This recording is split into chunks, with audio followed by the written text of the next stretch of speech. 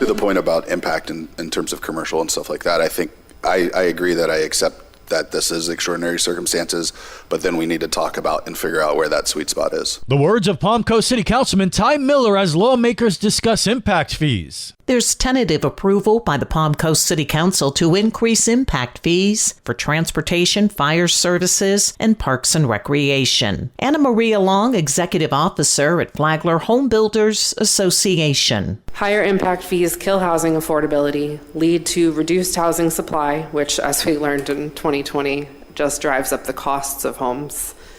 It discourages commercial development, which is tragic for our already unbalanced tax base, so it'll continue to put the burden on the residential taxpayers.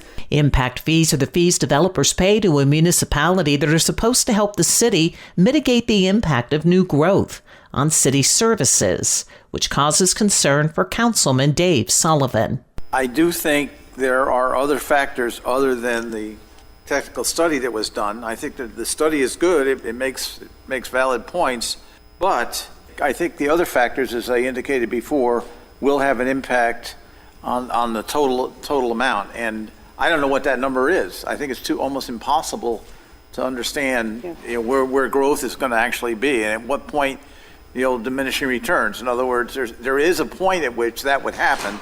If approved by 2 supermajority votes at the June 3rd and 17th business meetings, Palm Coast will increase its transportation impact fees by roughly 86% for single-family homes, its fire service impact fees by up to 98%, and its recreation impact fees by 73%. More from Vice Mayor Teresa Pontieri. For single-family residential per dwelling unit, it goes from $5,764 up to $12,771 per dwelling unit. For multifamily, it would go from $4,280.52 to $9,763 per dwelling unit. Tune in to the Flagler Radio YouTube channel or the WNZF Facebook page Monday morning at 10 for a special free-for-all featuring a conversation on impact fees with Palm Coast Vice Mayor Teresa Pontieri, Anna Maria Long, Executive Officer at Flagler Home Builders Association and a local builder. For Flagler's Local Morning News, I'm Karen Johnson.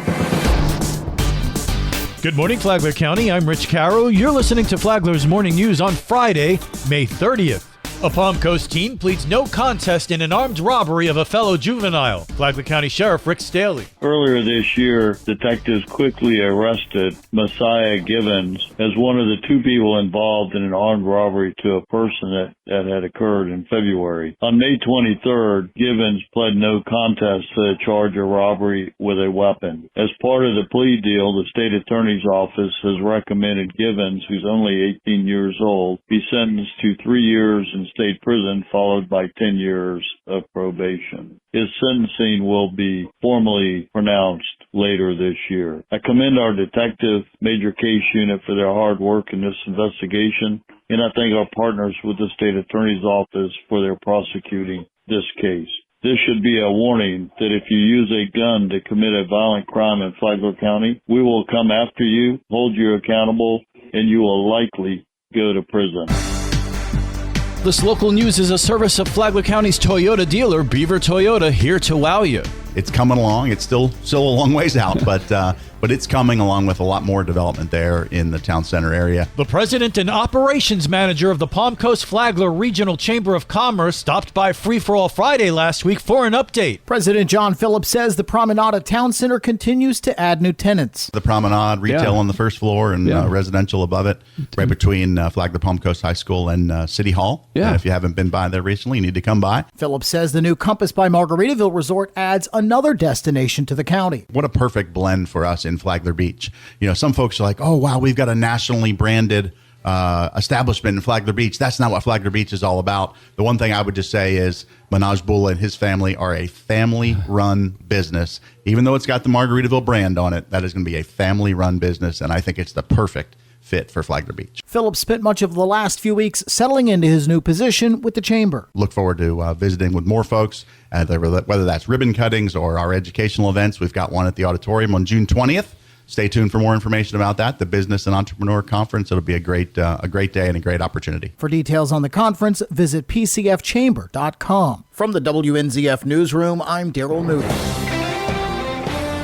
The weekend is here and there's plenty of family fun to be had in Flagler County. This is Stacy with Fun for Augie Kids. Savor the vibrant flavors and rich traditions at the 2025 Hispanic Food Festival, where authentic cuisine, live entertainment, and family-friendly activities bring the community together. Enjoy local food vendors, arts and crafts, and kids' activities while immersing yourself in a full day of festive fun. Make Father's Day extra special at the Sunday Make Break Dad's Greatest Catch canvas event at Michael's. Create a heartfelt handprint keepsake. All supplies are included, and you will leave with a finished masterpiece. For more on these events and others, please visit us on our website at fun4augiekids.com. Have a great weekend.